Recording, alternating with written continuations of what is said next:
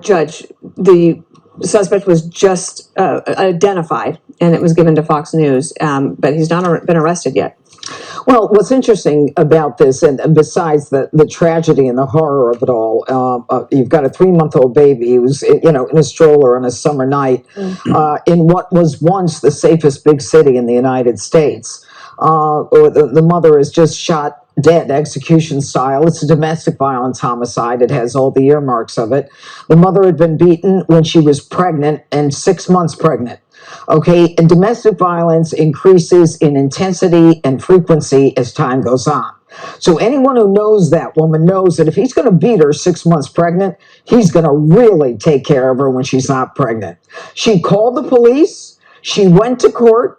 She was in a shelter for battered women. She did everything she was supposed to do when the system failed her. The police failed her. Now, I don't know if she ever got to court, if she ever got an order of protection, if he was ever charged with a crime. I don't know. But what I do know right now is that in New York City, it is open season. And we've got a mayor who, as Greg rightly says, shows up after the crime. And you know what? I don't see the mayor as a cop. I see him as an ideologue, because he says there are more guns in our cities, it means more lives lost. First of all, he's wrong about that. There are studies that say that states with higher gun ownerships have fewer gun murders. We've also got the Crime Prevention Research Center shows that concealed handgun permit holders are extremely law-abiding. That's number one. Number two, can we hear from the Governor Hochul? I want to address that one. Let's play that, please.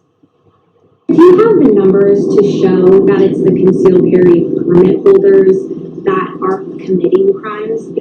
I don't need to have numbers.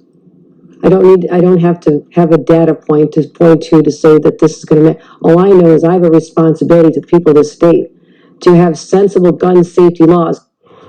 You have a responsibility to people of New York State. Your responsibility then is to go after Carl Heastie and Andrea Stewart Cousins and sign a law that puts these criminals in jail when they commit a crime. Stop with the ideological nonsense. The truth is, when she says I don't need numbers, she doesn't know the reality. It is law-abiding citizens with guns who are going to protect themselves, and not cops because you tied their hands behind their backs.